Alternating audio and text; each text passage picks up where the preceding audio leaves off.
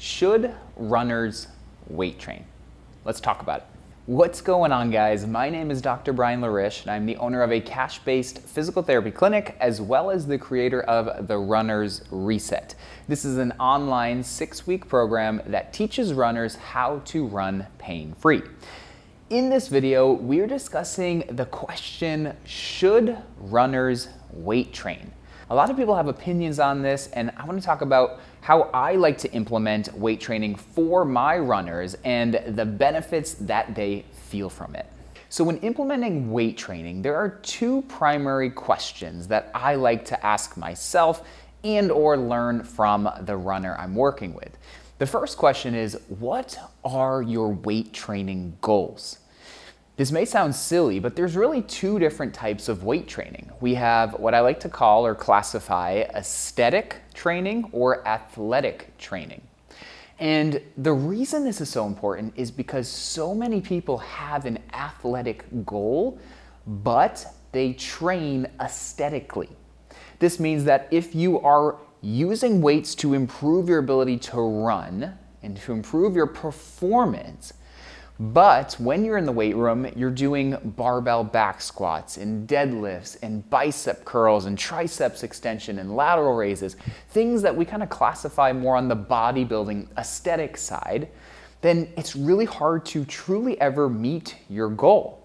Now, there's nothing wrong with training aesthetically. What I want you to get really clear on is that, does your goal align with your execution in the weight room? So that's the first thing we need to do, is get really clear, how are we using weights and do they align with our goal? That brings us to question number 2. What are the best exercises going to be? And it's pretty much impossible if you don't know the goal. That's why we need to first understand, is it aesthetic or an athletic goal? If it's an athletic goal, then we're going to choose exercises that are a little bit more functional. And to me, functional usually makes up a lot of unilateral exercises. Here's the thing. Unilateral versus bilateral exercises produce totally different results. The second we do a bilateral squat, the whole body is going to get compressed. So we increase a lot of stiffness, a lot of stability, and a lot of power. And again, that may be good, just depends on your goal. But if we're searching for an athletic goal, a unilateral exercise, so taking the barbell back squat and doing a rear foot elevated split squat or some sort of variation of a split squat, is totally different. What happens in this scenario is one side of the body gets compressed while the other side gets expanded. And from an athletic goal, and specifically a running goal, we need the pelvis to be able to reciprocally rotate. We don't want the pelvis to be so compressed that we kind of move like a refrigerator and orient as one unit. We need this reciprocal, nice, smooth motion. So we need to make sure that we're taking into account how different exercises impact the body. And again, from an athletic approach versus an aesthetic approach, a unilateral exercise is just an easy way to start to align with that goal. I'm not saying that it's always the best option, but from a general perspective, unilateral exercises tend to be really good because it tends to keep the body more open and moving compared to compressing down. So those are two questions that I like to ask people and get really clear on, so that way moving forward, we know exactly what route we need to take. Now, ultimately, that can't really be determined unless we have an assessment and understand the starting point, right?